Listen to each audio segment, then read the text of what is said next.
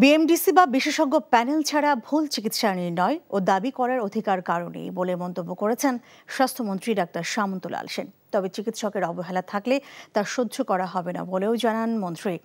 সকালে রাজধানীর আগারগাঁওয়ে neuro science ইনস্টিটিউটে বাংলাদেশ নিউরো সায়েন্স সোসাইটির 12তম সম্মেলনে তিনি এসব কথা বলেন।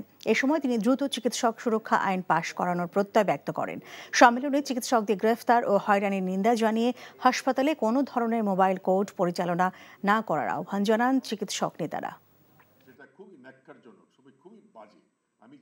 চিকিৎসকদের সুরক্ষা যেটা আমাদের মহাসচিব বলে গেলেন, আমি চিকিৎসকদের সুরক্ষা আইন আমি পাশ করাবই, যেভাবেই হোক।